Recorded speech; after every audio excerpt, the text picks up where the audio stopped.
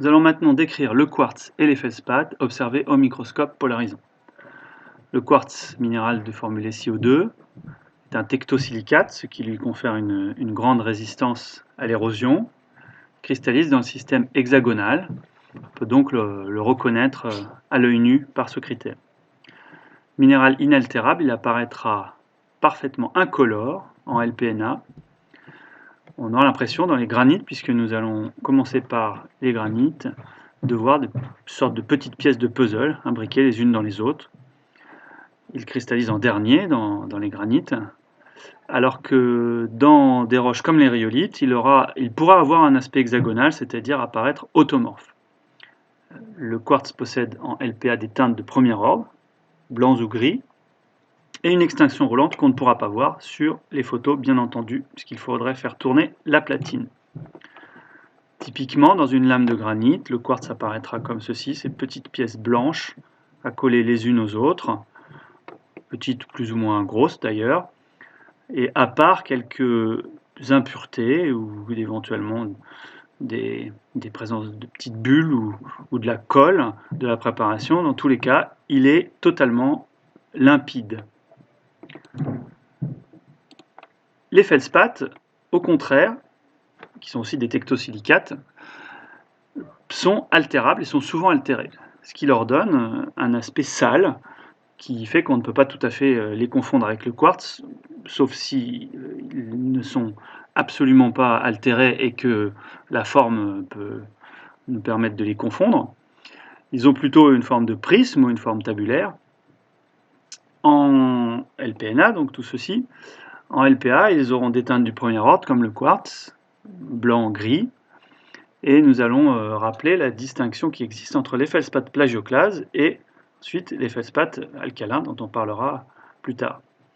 Les feldspaths plagioclases sont donc constituent une série continue depuis l'albite, qui elle est le pôle sodique, jusqu'à l'anorthite, qui est le pôle calcique. On trouvera de l'albite plutôt dans des granites, par exemple, et de l'anorthite dans des basaltes, et entre les deux, il existe toute une ribambelle, enfin quelques noms, pas une ribambelle, mais plusieurs noms de feldspaths plagioclases, qui sont des pôles sodicalciques ou calcisodiques, avec une proportion variable. Ces feldspaths plagioclases, on les reconnaît grâce à leur macle polysynthétique, qui fait qu'on ne peut pas les rater, qui apparaît donc en LPA, et on les trouve dans de très nombreuses roches endogènes.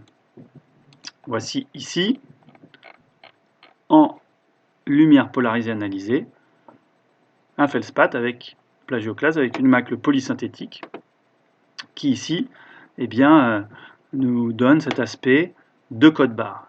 Ici, je n'ai pas la photo en lumière polarisée non analysée. On voit que ces feldspaths sont assez peu altérés. Et en lumière polarisée non analysée, ils seraient presque limpides probablement, et ils ressembleraient fort à ce qui est probablement autour ici des petits morceaux de quartz qui eux sont rayés par la préparation, on le voit, mais qui ne présentent pas d'altération.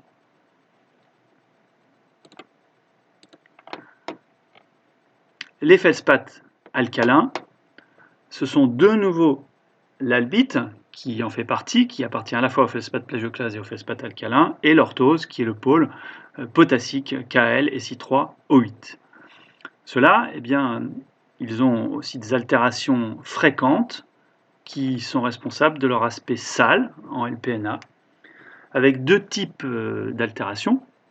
Les altérations en argile, on connaît la transformation des feldspaths en argile, comme celle des micas d'ailleurs, lors de l'hydrolyse dans les sols des pays sous climat plutôt tempéré. Cette altération en argile et en oxyde donne un aspect plutôt poussiéreux, et l'altération peut se faire pour les feldspaths aussi en petits micas. C'est un mica qu'on appelle la séricite, qui ressemble à la muscovite. Parfois, on l'appelle aussi hydromuscovite. Ce petit mica se présente sous forme de fines paillettes aux teintes vives. On verra quand on parlera de la muscovite que ça ressemble fortement à des petits fragments de muscovite. Alors, bien entendu, il ne faut pas oublier de dire que l'orthose possède une macle très connue qui est la macle de Carlsbad, que l'on ne peut pas confondre avec la macle polysynthétique des feldspaths plagioclases. Vous avez ici toujours en LPA, puisque sinon ils apparaîtraient blancs, un quasiment incolore. Vous avez ici un feldspath potassique, un orthose avec la macle de Carlsbad que l'on reconnaît, deux individus accolés tête bêche. Si on n'a pas la macle de Carlsbad et qu'on a des petits morceaux, ou si on a une macle polysynthétique pour les plagioclases qui est cassée et qui n'est constituée que de deux morceaux, on pourrait parfois confondre un feldspath plagioclase avec un feldspath potassique. De même que si on n'avait qu'un seul morceau qui n'apparaissait pas sous forme de ces prismes, on pourrait les confondre aussi avec le quartz.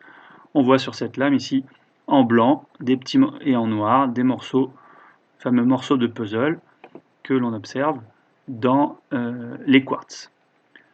L'altération d'un feldspath ici nous apparaît encore une fois en LPA sous forme en partie ici très probablement d'un mélange d'argile et peut-être de mica, mais il faudrait faire tourner la platine pour voir s'il y a des petites paillettes en plus. L'altération sous forme d'argile, la kaolinitisation, donne un aspect plutôt poussiéreux, gris, et l'altération donc sous forme de mica donne un aspect plutôt plus vif, des paillettes plus vives en LPA. Et si je reviens à ma première photographie ici, où je vois par exemple très probablement ici un feldspath qui en LPNA est est relativement altéré. Alors ici en LPA, un morceau noir, un morceau blanc. Est-ce un fragment d'une macle de Carlsbad? On pourrait penser en tout cas que c'est plutôt un feldspath alcalin. On n'a pas de macle polysynthétique et on voit en tout cas, comme dans beaucoup de feldspaths alcalins, cette altération importante, contrairement aux fragments de quartz qui sont ici, qui restent incolores en LPNA. Des petits compléments sur les feldspaths. Il existe un feldspath alcalin particulier qui possède une macle particulière elle-même, quadrillée, qu'on appelle le microcline. Donc feldspath alcalin, lui aussi, voici à quoi il ressemble. Le microcline est ici. Vous voyez, c'est un feldspath alcalin avec une macle qui se fait dans deux directions perpendiculaires. C'est le microcline. Nous avons une autre petite spécificité que l'on peut trouver dans l'orthose ou dans le microcline aussi. C'est l'enchevêtrement avec un feldspath sodique, l'orthose est donc feldspath potassique, qui donne un aspect griffé qu'on appelle l'apertite. Il s'agit d'une séparation du potassium et du sodium lors du refroidissement de la roche. On appelle ça une exsolution. Et cette exsolution ici, nous la voyons ici sur un feldspath orthose avec sa macle de Carlsbad et cet aspect de griffure ici, qui est donc une séparation du sodium et du potassium. On peut même sur un microcline ici voir ces griffures aussi, puisque le microcline étant un feldspath alcalin, lui aussi il est susceptible d'avoir cette séparation sodium-potassium. Enfin, une dernière petite particularité, dans l'albite, une avant-dernière petite particularité, dans l'albite, on peut trouver des petits vermicules de quartz, vous allez voir, ça ressemble même à des petits terriers de verre, que l'on appelle la myrmékite. Donc ici, cela ressemble à ça, on a l'impression de petits terriers. Voilà, c'est du quartz en fait. C'est une exsolution également. Et enfin, nous avons ici la possibilité de trouver des feldspaths plagioclases zonés, c'est-à-dire zonés qu'il y a une différence de composition entre la périphérie et le cœur du feldspath. On voit ici ces zones. Alors, je pourrais vous montrer d'autres photo où l'on voit ça, puisqu'on ne peut pas voir au microscope. Ce feldspath ici plagioclaste, comme vous le constatez, n'est pas pris en photo dans un granit, mais dans une lave, puisque vous voyez ici un fond de verre volcanique, une texture microlithique, alors que dans tout ce qu'on a vu précédemment, et notamment cette première photo, nous trouvons dans un granit une roche avec une texture grenue.